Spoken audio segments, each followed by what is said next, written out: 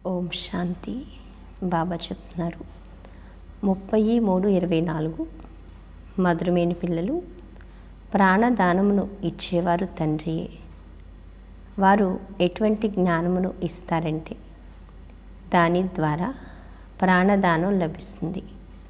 ఈ విధంగా ప్రాణదానమును ఇచ్చే తండ్రిని ప్రేమగా స్మృతి చేయండి అని చెప్తున్నారు బాబా. ప్రశ్న: ఏ ఆధారంపై 21 జన్మల వరకు మీ బండారాలన్నీ నిండుగా ఉంటాయి? జవాబు: సంగమ యుగంలో పిల్లలైన మీకు ఏ జ్ఞానమైతే ఉంటుందో అది సంపాదనకు ఆధారము. ఈ చదువు ఆధారంపై బండారాలన్నీ నిండుతాయి. ఈ చదువు ద్వారా 21 జన్మల సంతోషం మీకు లభిస్తుంది. మీకు కోరిక కలిగేందుకు అసలు అక్కడ ప్రాప్తించని వస్తువేది ఉండదు. ఎక్కడ? సత్యయుగంలో. బాబా అంటారు, బాబా ఎటువంటి జ్ఞానమును దానం చేస్తారంటే దాని ద్వారా ఎలా ఉన్న ఆత్మ ఎలా అయిపోతుంది అని చెప్తున్నారు బాబా కదా. ఎలా ఉన్నవాళ్ళు ఎలా అవుతారు? గవ్వల్లా ఉన్నవాళ్ళు వజ్రంగా అవుతారు. ఓం శాంతి. శివ్ భగవాన్ వాచ. శివ్ బాబా తమను చదివించేందుకు వస్తారని శాలిగ్రామాలు భావిస్తారు. వారికే సృష్టి ఆది మధ్యాంతరాల గూర్చి తెలుసునని పిల్లలకు తెలుసు. పిల్లలకు ఇది కొత్త విషయమని అనిపించదు కదా. పిల్లలకి ఇది కొత్త విషయమని అనిపించదు. ఇది అర్థమైపోయింది. మనుషులందరూ మర్చిపోయి ఉన్నారు. ఎవరైతే చదివించారో వారికి బదులుగా ఎవరైతే మొదటి నెంబర్లో చదువుకున్నాడో అతడి పేరును రాసేశారు.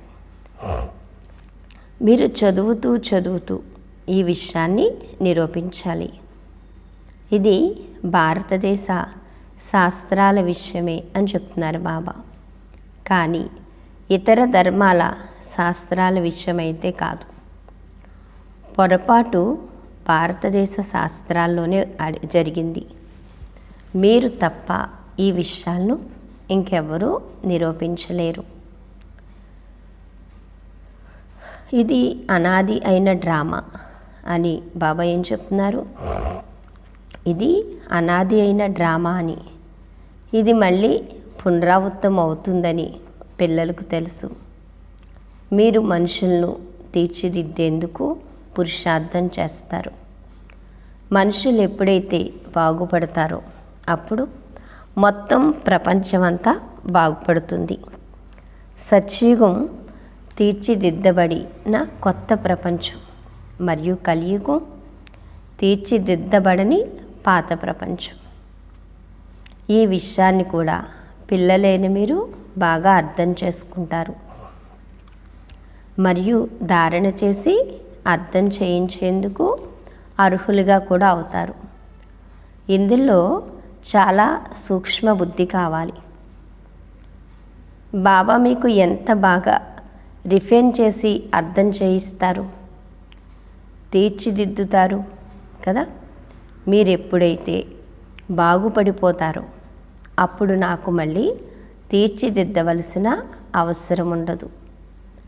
మీరు అనర్హులుగా అయిపోయారు. బాబా చెప్తున్నారు, మీరు అనార్యులుగా అయిపోయారు. ఇప్పుడు ఆర్యులుగా అనగా దేవీ దేవతలుగా అవ్వాలి అని చెప్తున్నారు బాబా కదా. నరుడి నుండి ఇప్పుడు నారాయణిగా తయారవ్వాలి. ఆ విధంగా సత్యయుగంలోనే కదా బాబా ఏం చెప్తున్నారు? ఆ విధంగా ఎక్కడ అవుతారు? సత్యయుగంలోనే అవుతుంది. వారందరూ బాగుపడి ఉన్నారు. ఇప్పుడు బాగుపడని వారు వారిని పూజిస్తారు.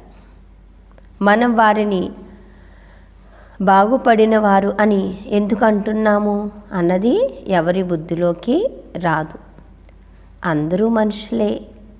బాగుపడిన ఆర్యులు ఎవరైతే ఉన్నారో వారే ఇప్పుడు పాడైపోయిన వారిగా అయ్యారు.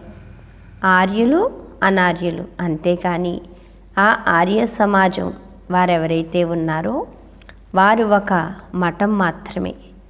ఈ విషయాలన్నిటినీ కల్పవృక్షం ద్వారా స్పష్టంగా అర్థం చేసుకోగలరు అని చెప్తున్నారు. అంతే కదా మరి. అందుకని ఇప్పుడు మనుషులుగా అయిపోయాం. మళ్ళీ బాబా వచ్చి ఏం చేస్తున్నారు? దేవతలుగా తయారు చేస్తున్నారు. మళ్ళీ దేవతల నుంచి జన్మలు తీసుకుంటూ మళ్ళీ ఏమవుతారు? మళ్ళీ కిందకి వచ్చేస్తారు అని చెప్తున్నారు అన్నమాట. బాబా చెప్తున్నారు, ఇది మనుష్య సృష్టి వృక్షం. దీని ఆయువు 5000 సంవత్సరాలు. దీని పేరు కల్పవృక్షం. కానీ కల్పవృక్షం అన్న పదమును విన్నప్పుడు మనుష్య బుద్ధిలోకి వృక్షం రాదు. దానిని వృక్ష రూపంలో అర్థం చేయించారు. వారైతే కల్పం ఆయువు లక్షల సంవత్సరాలు అని అనేస్తారు కదా. ఏమంటారు? కల్పం యొక్క ఆయువు లక్షల సంవత్సరాలు అని అనేస్తారు. కానీ బాబా 5000 సంవత్సరాలు అని అంటారు. ఒక్కొక్కరు ఒక్కొక్క విధంగా దాని ఆయువును గూర్చి వినిపిస్తారు. పూర్తిగా అర్థం చేయించేవారు ఎవ్వరూ లేరు. పరస్పరం ఎన్నో శాస్త్రవాదాలు చేస్తూ ఉంటారు. ఇక్కడ ఇదైతే మీ ఆత్మీక సంభాషణ. మీరు సెమినార్లు చేస్తారు, దానిని సంభాషణలు అని అంటారు. అర్థం చేసుకునేందుకు కూడా ప్రశ్నోత్తరాలు జరుపుతారు. బాబా ఏదైతే మీకు వినిపిస్తారో దాని నుండే మీరు అంశాలను తీసి అర్థం చేయిస్తారు. బాబా అంటారు, వారు ఏమి వినిపిస్తారో కూడా మీరు వెళ్ళి వినండి. మళ్ళీ వచ్చి ఈ విధంగా వాదోపవాదాలు నడుస్తాయని చెప్పాలి. మొదట గీతా భగవానుడు ఎవరు అన్నది అర్థం చేయించాలి. మొదట ఏం చేయమంటున్నారు బాబా? గీతా భగవానుడు ఎవరు అనేది ఏం చేయండి, అందరికీ అర్థమయ్యేలాగా అర్థం చేయించండి అంటున్నారు. భగవంతుడైన తండ్రిని మర్చిపోయిన కారణంగా పూర్తిగా నష్టంలోకి వచ్చేశారు. ఎవరిని మర్చిపోయారు? తండ్రిని మర్చిపోయారు. బాబా అంటారు, పిల్లలైన మీకు తండ్రిపై ఎంతో ప్రేమ ఉంది కదా. ఎంత ఉంది చెప్పగలరా? మీరు తండ్రిని స్మృతి చేస్తారు. ఒక్క తండ్రియే ప్రాణదానమును ఇస్తారు. వారు ఎటువంటి జ్ఞానదానమును ఇస్తారంటే దాని ద్వారా ఎలా ఉన్నవారు ఎలా అయిపోతారో చూడండి. కావున తండ్రిపై ప్రేమ ఉండాలి. తండ్రి మనకు ఈ కొత్త విషయాలను వినిపిస్తారు. మనము కృష్ణుణ్ణి ఎంతగా స్మృతి చేస్తాము, కానీ అతడు ఏమీ ఇవ్వడు. నారాయణ్ణి స్మృతి చేస్తారు, కానీ స్మృతి చేయడం వల్ల ఏమైనా అవుతుందా అని అడుగుతున్నారు బాబా. మనం ఇంకా నిరుపేదలుగానే ఉండిపోయాం. దేవతలు ఎంత సుసంపన్నులుగా ఉండేవారు, ఇప్పుడు అన్నీ కృత్రిమ వస్తువులుగా అయిపోయాయి కదా. దేవతలు ఎంతో సుసంపన్నంగా ఉండేవారు. అక్కడ అంటే ఇది లేదు అనేది ఏది ఉండేది కాదు. అన్నీ సంపూర్ణంగా ఉండేవన్నమాట. అంటే ఇది కావాలి అది కావాలి అని అనుకోవాల్సిన అవసరం లేదు. ఆత్మ ఎలాగైతే 16 కళలతో సంపూర్ణమో అన్ని వస్తువులు అలాగే ప్రకృతి సిద్ధంగా అంతా సత్వప్రధానంగా ఉండేది. ఇప్పుడైతే అన్నీ ఎలా ఉన్నాయి? కృత్రిమ వస్తువులుగా అయిపోయాయి. దేనికైతే విలువ లేదో దానికి ఈరోజు ఖరీదు ఏర్పడింది కదా. అంతే కదా. దేనికైతే అసలు విలువ లేదో ఇప్పుడు ఈరోజు దానికే ఖరీదు ఎక్కువైపోయింది అంటున్నారు బాబా. ఆలోచించండి, దాన్ని బట్టి అర్థమవుతుంది. బాబా అంటున్నారు, అక్కడ ధాన్యము మొదలైన వాటి ఖరీదు విషయమే ఉండదు. అందరికీ తమ తమ ఆస్తులు మొదలైనవి ఉన్నాయి. అప్రాప్తి అన్న వస్తువేది లేదు. కావున ప్రాప్తి కోరిక కూడా ఉండదు. ఇప్పుడు ఏదైనా అప్రాప్తి ఉంటే లేకపోతే అది కావాలి అనే కోరిక ఉంటుంది. ఇంకా అన్నీ ఉన్నప్పుడు ఇది కావాలి అనే ఆలోచన అయితే ఉండదు కదా. అంటే సత్యయుగంలో అప్రాప్తి అనేది మీకు ఉండదంటున్నారు బాబా. అంత సంపన్నంగా సంపూర్ణంగా సర్వప్రాప్తులతోటి ఉంటారు. మరి ఆ యుగంలోకి వెళ్ళడానికి ఇక్కడ మనం స్వయం తయారవ్వక్కర్లేదా? చెప్పండి, తయారవ్వాలి కదా. మరి బాబా అంటారు, నేను మీ బండారాలను నింపేస్తాను. థ్యాంక్స్ బాబా కదా. బాబా ఏం చెప్తున్నారు? నేను మీ బండారాలను నింపేస్తాను, మీకు ఎటువంటి జ్ఞానమును ఇస్తానంటే దాని ద్వారా మీ బండారం నిండిపోతుంది. జ్ఞానము సంపాదనకు ఆధారమని మీ బుద్ధిలో ఉంది కదా. జ్ఞానం దేనికి ఆధారం చెప్పండి? సంపాదనకు ఆధారం. ఎక్కడైతే జ్ఞానధనం ఉంటుందో స్థూలధనానికి అక్కడ ఎటువంటి లోటు కూడా ఉండదు. ఎందుకంటే సర్వశక్తివంతుడైన తండ్రి మన తోడున్నప్పుడు ఆ పిల్లలకి ఎటువంటి లోటు ఎప్పటికీ ఉండదు, రాదు కూడా. జ్ఞానమే సర్వస్వం. ఈ చదువు ద్వారా మీరు ఎంత ఉన్నతులుగా అవుతారు. ఇది చదువు కదా, ఇది చదువు యొక్క బండారం కదా. ఆ టీచర్లు చదివిస్తారు, దాని ద్వారా అల్పకాలికమైన సుఖం లభిస్తుంది. ఈ చదువు ద్వారా మీకు 21 జన్మల సుఖం లభిస్తుంది. పిల్లలేని మీకు ఎంతో సంతోషం ఉండాలి. ఇది అర్థం చేయించడంలో సమయం పడుతుంది. అంత త్వరగా ఎవ్వరూ అర్థం చేసుకోలేరు. కోట్లాది మందిలో ఏ ఒక్కరో వెలువడతారు. బాబా అంటారు, అర్ధకల్పం మనుషులందరూ ఒకరినొకరు పడేసుకుంటూనే ఉంటారు. పైకి ఎక్కించేవారు ఒక్క తండ్రియే. అనంతమైన చదువును చదివించే తండ్రికి బదులుగా చదివించే వారి పేరును వేసేశారు కదా. తండ్రికి బదులుగా చదువుకునే వారి పేరు వేశారు. ఎవరి పేరు రాసేశారు మరి కదా. బాబా అంటారు, ప్రపంచానికి ఈ విషయాన్ని గూర్చి తెలియదు. భగవాన్ వాచ వారు చదివించి వెళ్ళారు అని అంటారు. ఆ తర్వాత వారి శాస్త్రం అంటూ ఏది ఉండదు. సత్యయుగంలో ఏ శాస్త్రము లేదు. ఇవన్నీ భక్తి మార్గపు శాస్త్రాలు. ఎందుకంటే దేవతల కాలంలో ఏవి చదవలసిన వినవలసిన అవసరం ఉండదు. ఎందుకంటే అక్కడ అన్నీ ఉంటాయి కాబట్టి. బాబా అంటారు, ఇది ఎంతటి పెద్ద వృక్షం. భక్తి యొక్క ఈ శాఖోపశాఖలు లేకపోతే వృక్షం పేరు కూడా ఉండదు. ఇవన్నీ ధారణ చేయాల్సిన విషయాలు. మీరు ధారణ చేస్తారు. చదివించేవారు చదివించి వెళ్ళిపోతారు. చదివేవారు వచ్చి విశ్వాధిపతులుగా అవుతారు. చూసారా, చదివించే తండ్రి చదివించి ఎక్కడికి వెళ్ళిపోతారు? పరంధామానికి వెళ్ళిపోతారు. చదివేవారు వచ్చి విశ్వానికి యజమానులుగా అవుతారు. ఇవి ఎంత కొత్త విషయాలు. బాబా అంటారు, ఒక్క విషయం కూడా ఎవరి బుద్ధిలోనూ కూర్చోదు. విద్యార్థులైన మీరందరూ నెంబర్ వారీగా ఉన్నారు. కొందరు ఫెయిల్ అయిపోతారు.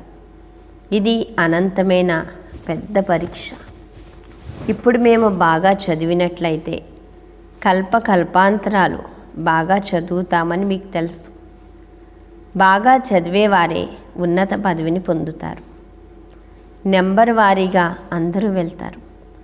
మొత్తం క్లాస్ అంతా బదిలీ అవుతుంది. నెంబర్ వారీగా వెళ్ళి కూర్చుంటారు.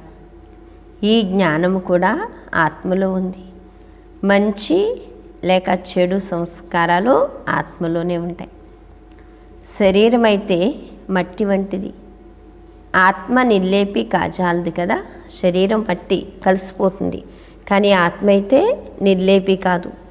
బాబా అంటారు, 100% సతో ప్రధానంగా మరియు 100% తమో ప్రధానంగా ఎవరు ఉన్నారన్నది కూడా మీరు అర్థం చేసుకున్నారు. మొదట పేదవారిని పైకెత్తవలసి ఉంటుంది. వారు మొదట వస్తారు. గురువుల మంచి మంచి అనూన్యులైన శిష్యులు ఎప్పుడైతే వస్తారో అప్పుడు అందరి బుద్ధి తెరుచుకుంటుంది. వీరు మా ఆకులనే తీసేస్తున్నారు అని గమనిస్తారు. ఇక్కడి వారెవరైతే ఉంటారో వారు వచ్చేస్తారు. బాబా అంటారు, తండ్రి వచ్చి కొత్త వృక్షాన్ని ప్రారంభిస్తారు. ఇతర ధర్మాల్లోకి ఎవరైతే వెళ్ళిపోయారో వారందరూ తిరిగి వస్తారు. మళ్ళీ భారతదేశంలోకే వస్తారు. భారతవాసీలే ఉండేవారు కదా. మీ శాఖకు చెందిన వారెవరైతే ఉంటారో వారందరూ వచ్చేస్తారు అని చెప్తున్నారు బాబా. ముందు ముందు మీరు అన్నీ అర్థం చేసుకుంటారు. ఇప్పుడు బయట నుండి అందరికీ దెబ్బ తగులుతూ ఉంటుంది. బయట వారు ఎవరైతే ఉంటారో వారిని తరిమేస్తూ ఉంటారు. వీరు చాలా ధనవంతులుగా అయిపోయారు, ఇక్కడి వారు పేదవారైపోతున్నారు అని భావిస్తారు. బాబా అంటారు, చివరిలో అందరూ తమ తమ ధర్మాల్లోకి వెళ్ళవలసి ఉంటుంది. చివరికి అందరూ తమ తమ ఇళ్ల వైపు పరిగెడతారు. విదేశాల్లో ఎవరైనా మరణిస్తే వారిని భారతదేశంలోకి తీసుకువస్తారు. ఎందుకంటే భారతదేశము ఫస్ట్ క్లాస్ అయిన పవిత్ర భూమి కదా. భారతదేశం ఏంటి? ఫస్ట్ క్లాస్ అయిన పవిత్ర భూమి అని చెప్తున్నారు బాబా. బాబా అంటారు, భారతదేశంలోనే కొత్త ప్రపంచం ఉంది. ఈ సమయంలో దీనిని నిర్వికారి ప్రపంచము అని అనజాలరు. ఇది వికారి ప్రపంచం కావుననే, హే పతిత పావన రా, నీవు వచ్చి మమ్మల్ని పావనంగా చెయ్యి అని పిలుస్తారు. ప్రపంచం ఇదే అయినా కానీ ఈ సమయంలో ఈ ప్రపంచంలో పావనమైన వారు ఎవ్వరూ లేరు. పావనమైన ఆత్మలు మూలవతనంలో ఉన్నాయి. అది బ్రహ్మ మహాతత్వం. అందరూ పావనంగా అయ్యి అక్కడికి వెళ్తారు. మళ్ళీ పాత్రను అభినయించేందుకు నెంబర్ వారీగా వస్తారు. బాబా అంటారు, ఇది ఆది సనాతన దేవీ దేవత ధర్మం యొక్క పునాది. ఆ తర్వాత దాని నుండి 3 శాఖలు వెలువడతాయి అని చెప్తున్నారు బాబా. ఇదైతే దేవతా ధర్మం. ఇది శాఖ కాదు. మొదట ఈ కాండం ఉంటుంది. ఆ తర్వాత దీని నుండి 3 శాఖలు వెలువడతాయి. ముఖ్యమైనవి 4 ధర్మాలు అని చెప్తున్నారు బాబా. అన్నిటికన్నా మంచి ధర్మం ఈ బ్రాహ్మణ ధర్మం. అన్నిటికన్నా మంచి ధర్మం ఏంటి? బ్రాహ్మణ ధర్మం. ఎందుకంటే ఎలా తయారవ్వాలన్నా ముందు ఏమవ్వాలి? బ్రాహ్మణులు కావాలి. మీరు ఇక్కడ వజ్రతుల్యంగా అవుతారు. తండ్రి మిమ్మల్ని ఇక్కడ చదివిస్తారు. మరి మీరు ఎంత గొప్పవారు! బ్రాహ్మణులైన మీరు దేవతల కన్నా జ్ఞాన సంపన్నులు అని చెప్తున్నారు బాబా. ఇది అద్భుతం కదా. మనం ఏ జ్ఞానమునైతే తీసుకుంటామో అది మనతో పాటు నడుస్తుంది. మళ్ళీ అక్కడ జ్ఞానమునే మర్చిపోతారు. మొదట మనం ఏం చదివేవారమో ఇప్పుడు మనం ఏం చదువుతున్నామో మీకు తెలుసు. బాబా చెప్తున్నారు, ఐసిఎస్ వారు ఏం చదువుతారు, ఆ తర్వాత ఏం చదువుతారు, తేడా అయితే ఉంది కదా. ముందు ముందు మీరు చాలా కొత్త పాయింట్లు వింటారు. ఇప్పుడు వాటిని తెలియచేయరు. బాబా అంటారు, ముందు ముందు ఏం చేస్తారట, కొత్త కొత్త పాయింట్లు వింటారు. ఇప్పుడైతే వాటిని తెలియచేయరు. వాటిని వినే పాత్రయే ముందు ముందు ఉంది. జ్ఞాన పాత్ర ఎప్పుడైతే పూర్తవ్వవలసి ఉంటుందో అప్పుడు ఆ సమయంలో మనం కూడా బాబా జ్ఞానాన్ని పూర్తిగా ధారణ చేస్తాము. బాబా అంటారు, మళ్ళీ మన పాత్ర స్వర్గంలో ప్రారంభమవుతుంది. వారి పాత్ర పూర్తవుతుంది కదా. ఎవరైతే బ్రహ్మజ్ఞానం విని బ్రాహ్మణులు అయ్యారో ఆ పిల్లలు ఏమవుతారు, మళ్ళీ దేవతలుగా తయారవుతారు. బాబా చెప్తున్నారు, బుద్ధిలో చాలా మంచి ధారణ ఉండాలి. స్మరిస్తూ ఉండండి, బాబాను స్మృతి చేస్తూ ఉండండి. స్మరిస్తూ స్మరిస్తూ సుఖాన్ని పొందండి. నిరంతరము పరమాత్మ తండ్రిని స్మృతి చేయండి. అప్పుడు అతీంద్రియ సుఖం మనకి ప్రాప్తిస్తుంది. స్మృతి లేకపోతే తక్కువ ధారణ ఉండాలి. స్మరిస్తూ ఉండండి, బాబాను స్మృతి చేస్తూ ఉండండి. స్మృతి లేకపోతే తక్కువ పదవిని పొందుతారు. తండ్రిని స్మృతి చేస్తూ ఉంటే శరీర అభిమానం తొలగిపోతుంది కదా. ఆత్మాభిమాని స్థితిలో అవ్వాలి. బాబా అంటారు అభిమానం తొలగిపోతుంది. సన్యాసులు కూడా ఈ స్థితిని అభ్యాసం చేస్తూ చేస్తూ శరీరాన్ని వదిలివేస్తారు. కానీ వారి మార్గం వేరు కదా. బాబా చెప్తున్నారు సన్యాసుల ఒక మార్గం అయితే వేరు. కావున వారు మళ్ళీ జన్మ తీసుకోవాల్సి వస్తుంది. వారు బాబా చెప్తున్నారు వారు బ్యాంకులో లీనమైపోతే మళ్ళీ తిరిగి రాలేరు. బాబా ఏం చెప్తున్నారు, వారు బ్రహ్మాండంలో లీనమైపోతే మళ్ళీ తిరిగి రాలేరు అంటున్నారు. తిరిగి ఎవ్వరూ వెళ్ళలేరని బాబా అర్థం చేయిస్తున్నారు కదా. వచ్చిన ఆత్మ మళ్ళీ వెళ్ళాలంటే కల్పం తిరిగి రావాలి. చివరిలో ఎప్పుడైతే నటులందరూ స్టేజ్ పైకి వస్తారో అప్పుడు మళ్ళీ ఇంటికి వెళ్తారు. అది అద్దులోని వినాశీ నాటకం, ఇది అనంతమైన అవినాశీ నాటకం. మీరు బాగా అర్థం చేయించవచ్చు. ఈ డ్రామా ఒక పేను వలె మెల్లగా నడుస్తుంది. వారు మళ్ళీ చిన్న చిన్న డ్రామాలను తయారు చేస్తూ వస్తారు అని చెప్తున్నారు బాబా. బాబా చెప్తున్నారు అసత్యమైన ఫిలింలను తయారు చేస్తారు. అందులో కొన్ని మంచి విషయాలు కూడా ఉంటాయి. బాబా చెప్తారు విష్ణు యొక్క అవతరణను కూడా తయారు చేస్తారు. బాబా అంటారు విష్ణు అవతరణను కూడా ఏం చేస్తారు, చూపిస్తారట. అలాగని పైనుండి ఎవరో దిగి వస్తారని కాదు, లక్ష్మీనారాయణులు పాత్రను చూపిస్తారు. బాబా అంటారు లక్ష్మీనారాయణుల యొక్క పాత్రను అభినయించేందుకు వస్తారు. అంతేకాని పైనుండి ఎవరూ దిగిరారు. పిల్లలైన మిమ్మల్ని ఇప్పుడు తండ్రి చదివిస్తున్నారు. అప్పుడు ఈ విషయాలన్నిటినీ మీరందరూ అర్థం చేసుకోగలుగుతారు. బాబా అంటారు మొదట మీరందరూ తుచ్చబుద్ధి కలవారిగా ఉండేవారు. ఎప్పుడైతే తండ్రి అర్థం చేయించారో అప్పుడు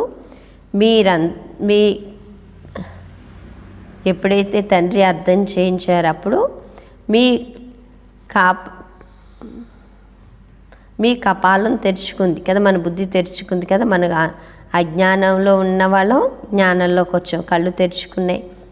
ఇంతకాలం ఏదైతే విన్నారో అది ఎందుకు పనికిరాంది, ఇంకా పడిపోతూ వచ్చారు. బాబా అంటారు కావుననే మీరందరితో వ్రాయిస్తారు. ఎప్పుడైతే వారు వ్రాసి ఇస్తారో అప్పుడు బుద్ధిలో ఎంతో కొంత కూర్చుంటుంది అని అర్థం చేసుకోవచ్చు. బయట నుండి వస్తారు, ఫారం నింపేస్తే అప్పుడు మన కులానికి చెందిన వారని తెలుస్తుంది. తండ్రిని తెలుసుకోకపోవడమే ముఖ్యమైన విషయం. బాబా అంటున్నారు తప్పకుండా కల్పకల్పం తండ్రి మనల్ని చదివిస్తారని అర్థం చేసుకుంటారు కదా. కల్పకల్పం కూడా బాబా ఏం చేస్తారు, మనల్ని చదివిస్తారు, అర్థం చేయిస్తారు, బాబ్ సమానంగా తయారు చేస్తారు. బాబా అంటారు ఎప్పటి వరకైతే పవిత్రంగా బాబా అంటారు అర్థం చేసుకుంటారు కదా, ఎప్పటి నుండి పవిత్రంగా అయ్యారు అని అడగాలి. అంత త్వరగా బాగుపడరు. గడియా మాయ పట్టుకుంటుంది అని చెప్తున్నారు బాబా. గడియా మాయ ఏం చేస్తుంది, పట్టుకుంటుంది. ఏదో ఒక రకంగా అపరిపక్వంగా ఉన్నారు అని గమనిస్తే అది మింగేస్తుంది కదా. తయారైతే బాబాని గట్టిగా పట్టుకుంటారు, లేకపోతే మాయకి వశం అయిపోతారట. కొందరు మహారథులను కూడా మాయ మింగేస్తుంది. శాస్త్రాల్లో కూడా ఇప్పటి ఉదాహరణ ఉంది. మందిరంలో కూడా గుర్రపు సవారీ కదా బాబా చెప్తున్నారు. మహారథులు, కాల్బరం వారు మొదలైన వారిని చూపిస్తారు. ఇప్పుడు మీరు మీ స్మృతి చిహ్నాలను చూస్తారు. ఎప్పుడైతే మీరు అలా అయిపోతారో అప్పుడు భక్తి ఎగిరిపోతుంది అంటున్నారు బాబా. మీరు ఎవరి కాళ్ళకు నమస్కరించజాలరు.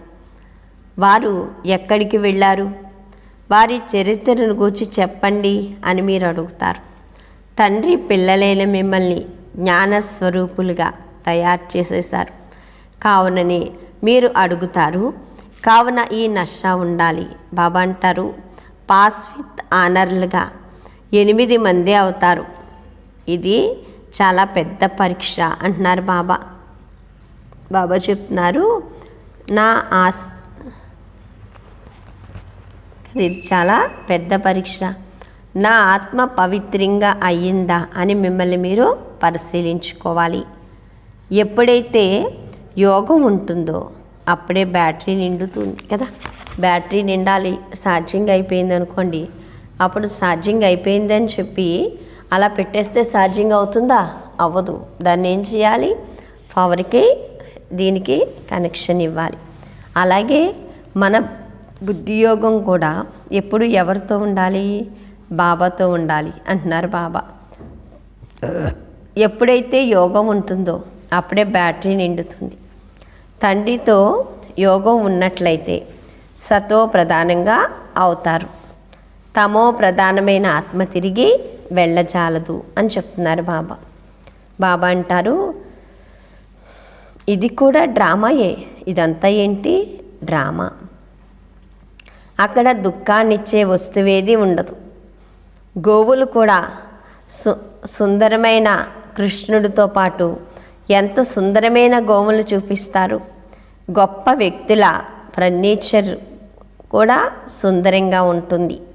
గోవులు మంచి, బాబా చెప్తున్నారు, గోవులు మంచి పాలనిస్తాయి. అప్పుడే పాల నదులు ప్రవహిస్తాయి. ఇప్పుడు ఇక్కడ అవి లేవు కదా. ఉన్నాయా? పాలు ఎలా ఉన్నాయి? నదులు ప్రవహించేలా ఉన్నాయా? బ్రహ్మ యొక్క గోవులు దొంగిలింపబడ్డాయి అని చూపిస్తారు. బాబా అంటారు, ఇప్పుడు మిమ్మల్ని దొంగిలించి తీసుకువెళ్తారు. మీరు జ్ఞానస్వరూపులుగా అయిపోయారు. ఈ ప్రపంచాన్ని మీరు తుచ్చమైందిగా భావిస్తారు. దీని చెత్త అంతా స్వాహా అవ్వనున్నది. ఆ తర్వాత ఈ చెత్త అంతా తొలగిపోయి అందరూ స్వచ్ఛంగా అయిపోతారు. బాబా అంటారు, మనం మన రాజధానిలోకి వెళ్తాము కదా. మనం ఏం చేస్తాం? మన రాజధానిలోకి వెళ్తాం. దాని పేరే వృక్షం. బాబా అంటారు, వినడంతోనే ఎంతో సంతోషం కలుగుతుంది. బాబా అంటున్నారు కదా, వినడంతో మనకేం కలుగుతుంది? ఎంతో సంతోషం కలుగుతుంది అని చెప్తున్నారు బాబా. కలుగుతుందా? కలగట్లేదా? మరి కలుగుతుందా సంతోషం? ఎందుకని సంతోషం కలుగుతుంది చెప్పండి? ఎందుకని కలుగుతుంది సంతోషం? సర్వశక్తివంతుడైన పరమాత్మ వచ్చి మనల్ని వెతుక్కుంటూ మనల్ని తన పిల్లలుగా చేసుకుని ఇంత ఉన్నతంగా తయారు చేస్తున్న తండ్రికి మనం పిల్లలు అయ్యాం కాబట్టి ఈ సంతోషం ఎప్పుడూ నిండిగా ఉండాలి అని చెప్తున్నారు బాబా. అచ్చా, మధురాతి మధురమైన ఆత్మీక పిల్లలకు మాతాపితా బాప్దాదాల ప్రియ స్మృతులు మరియు గుడ్ మార్నింగ్. ఆత్మీక పిల్లలకు ఆత్మీక తండ్రి నమస్తే. ధారణ కొరకు ముఖ్య సారం. ఫస్ట్ పాయింట్, ఈ పాడైపోయిన పాత ప్రపంచాన్ని తీర్చిదిద్దేందుకు ముందు స్వయాన్ని తీర్చిదిద్దుకోవాలి. బాబా స్మృతి ద్వారా మీ బుద్ధిని రిఫైన్ చేసుకోవాలి. సెకండ్ పాయింట్, పరస్పరం ఆత్మీక సంభాషణ జరపాలి కానీ వాద ప్రతిభావాదాలు కాదు. జ్ఞానమును ధారణ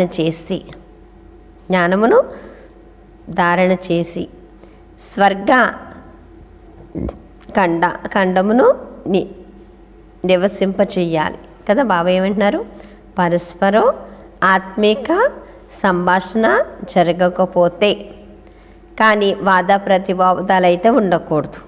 బాబా అంటారు, జ్ఞానమును ధారణ చేసి స్వర్గ బండారమును నింపివేయాలి అని చెప్తున్నారు బాబా కదా. పరస్పరం ఆత్మిక సంభాషణ జరపాలి, కానీ వాద ప్రతివాదాలకు అయితే వెళ్ళకూడదు.